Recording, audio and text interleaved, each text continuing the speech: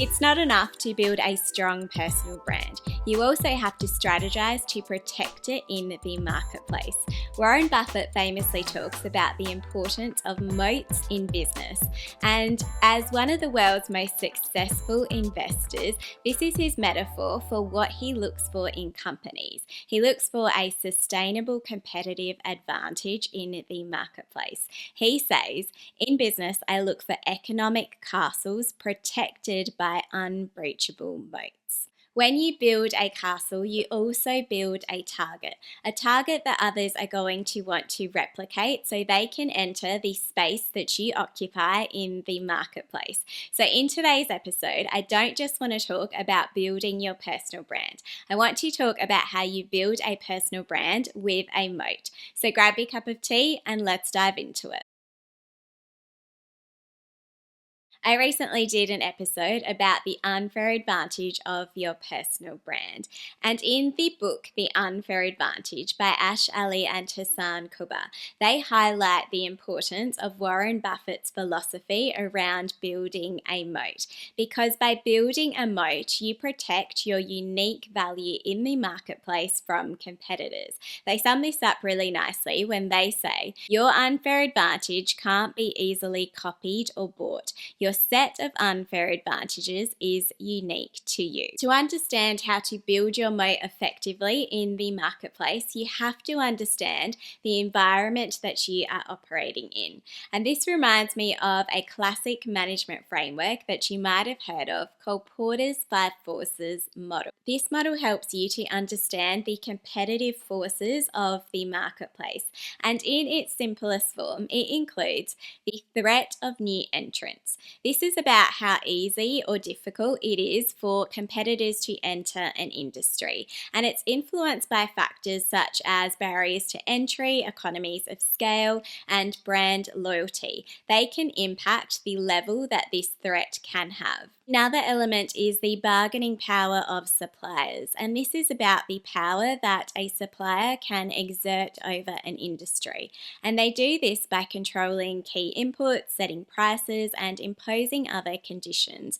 Factors such as the number of suppliers, uniqueness of their products, and switching costs can influence the level of this power in your marketplace. Another element is the bargaining power of buyers, and this is about the level of power that the buyers have to influence an industry. And this could be by demanding lower prices, higher quality, or better services. Factors such as the number of buyers, the availability of substitutes, and the importance of a product to the buyer can influence this power.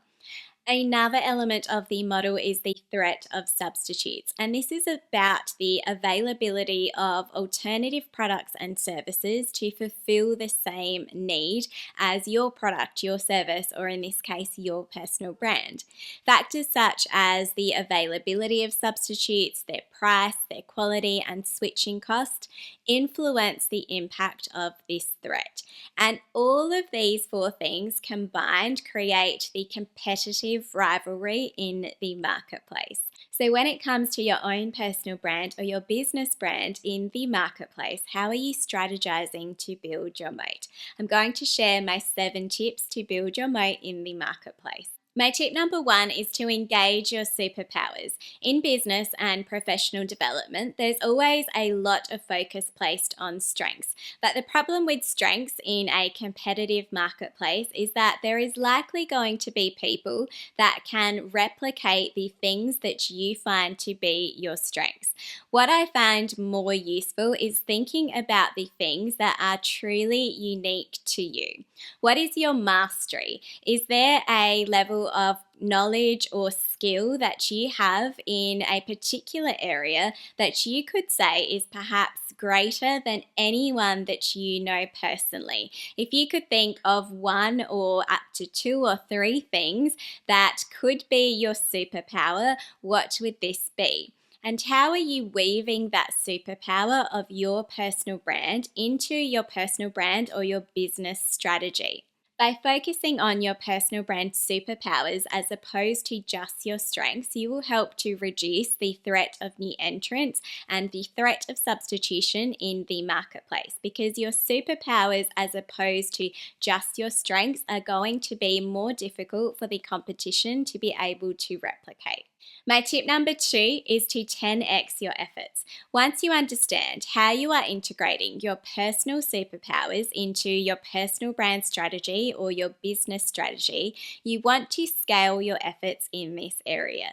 This helps to reduce the threat of new entrants because you are building your brand presence and your economies of scale in the marketplace, and this creates greater barriers to entry for your competitors. For example, you might decide that you want to upload one YouTube video every month, and by the end of the year, you will have 12 videos. Or you could upload 2 videos every week and have over 100 videos by the end of 1 year. My favorite podcast is a podcast that uploads an episode every single weekday.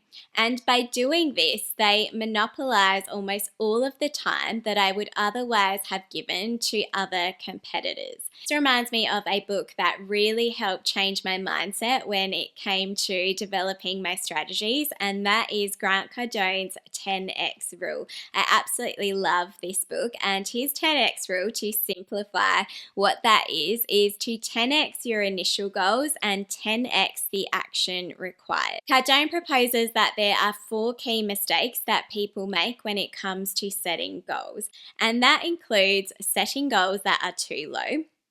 It is underestimating the actions, resources, money, and energy required.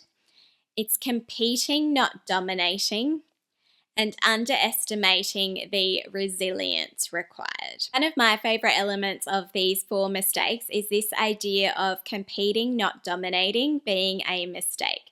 Cardone really focuses on competing being a losing game, because eventually there is always going to be someone that will be able to outdo you. But when you focus on dominating, you are really focusing on finding your truly unique space in the marketplace and scaling in that area. This is a space that other people are going to find really difficult to be able to replicate. So what is the unique value that you can bring to that space, and how are you 10xing your efforts in this area? My tip number 3 is to target your efforts effectively. There is no point simply 10xing your efforts. You want to make sure that your 10x efforts are focused on the things that are giving you the best return on investment. This reminds me of one of my favorite concepts, which is Pareto's principle, or the 80-20 rule. This says that 80% of your results will come from 20% of your efforts. So spend some time actually analyzing what efforts are producing you the best results. As part of your personal brand or your business brand, you're likely going to have access to some quantitative data. Spend some time actually analyzing this data with the 80-20 Pareto principle in mind. Where are most of your results coming from? Have a look at your sales or your analytics or any other data that you have available, and identify what is giving you the best return on investment. And don't forget that you'll likely also have some qualitative data available to you. What is the customer feedback that you have received? What have you heard from your teammates or your employers? What are the comments that your audience is leaving in any of your digital platforms? When you spend some time actually analyzing the data that you have available to you, you can focus your efforts more effectively, as opposed to spreading yourself thin and trying to be everything to everyone. Remember that when you confuse them, you lose them. And when you confuse yourself, you also lose yourself in that process. When you are busy trying to be everything to everyone, there are potential competitors who are targeting your core market, who are replicating your strengths, who are entering a space in the marketplace that you should be dominating. So focus on doubling down on what is actually giving you the best results, because by doing this, you are also going to, by default, improve the quality of your your service or product in that area. And that is also going to help to reduce your threat of substitution and your threat of new entrants in the marketplace. Tip number 4 is to remember the power of personality. The bargaining power of buyers, or say a potential employer in the marketplace, is high when your skills can be substituted by others. What is more difficult to substitute is the unique personal value or the personality that you bring to your role. There is no one that has had your exact experience, who has your exact story, or who has your exact personality in the marketplace. And that unique combination of things paired with your unique combination of interests makes you much more difficult to substitute for someone else in the marketplace. You can have all of the technical ability in the world, but you will still face the threat of new entrants and substitution if your moat isn't protected by your unique personality and the unique personal experience that you bring to your role in the marketplace. Tip number 5 is to make time for your moat. Strategizing for your moat should not be a one-off event. How are you actually scheduling this into your weekly work routine? For example, if your LinkedIn presence is one of the best, most significant parts of your moat, then how are you actually spending time every week to make the best possible posts on LinkedIn? And this isn't about making this a routine task. This is about how are you actually moving the needle to continue to get ahead of the competition so that they aren't able to replicate the presence that you already have in the marketplace. Tip number 6 is to upskill yourself. If there is something that new entrants can sometimes do really well, it is having all of the latest skills. Just think about a new competitor that you have seen enter your marketplace, or perhaps a new entrant into your workplace or into your industry. They have often learnt from the path that you have already paved, but because they are looking to leave their own mark on the marketplace, they also come equipped with all the latest skills and a strong understanding or a strong conviction in where they think the future of the industry that you are operating in will go. If you treat your learning like a one-off event, then you are increasing your risk of new entrants and your risk of substitution to those new entrants. And a lot of the time, these new entrants are perhaps going to come with a much lower price tag than the service or the product that you have to offer the industry. And by switching, then your audience or your customers can get a higher quality service or product at a lower cost. And this means that the switching cost to move to a competitor is lower. So it's going to increase their incentive to do this. So by upskilling yourself, you are continuously improving on the value that you have to bring a marketplace. So don't allow your skills to become outdated in the marketplace. I personally spend time scheduling reading, watching YouTube videos, and listening to podcasts into my downtime to ensure that I am continuously upskilling myself and keeping my skills up to date in a constantly evolving marketplace. My tip number 7 is to diversify your investments. When it comes to your personal brand or your business strategy, keep this golden rule of investing in mind. And this isn't about being everything to everyone, everywhere. This is simply about not putting all of your eggs into the one basket, especially if you don't own that basket. For example, if your personal brand or your business brand is based entirely around Instagram, what happens if at some point that platform becomes redundant? What happens if you are focused entirely on TikTok and it actually does get banned?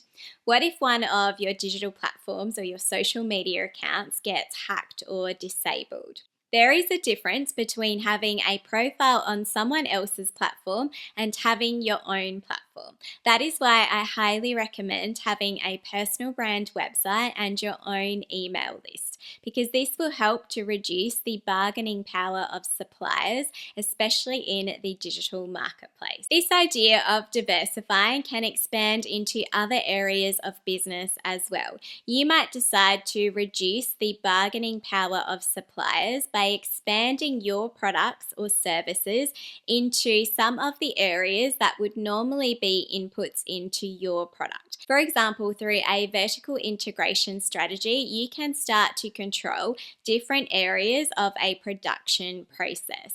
To further reduce the bargaining power of suppliers in the marketplace and continue to strengthen your moat, you might decide to expand your product or service range into areas in which you once relied on other brands. So instead of taking a commission from a sale, you might decide to sell that product or service yourself. Subscribe for more like this, and I'll see you in the next episode.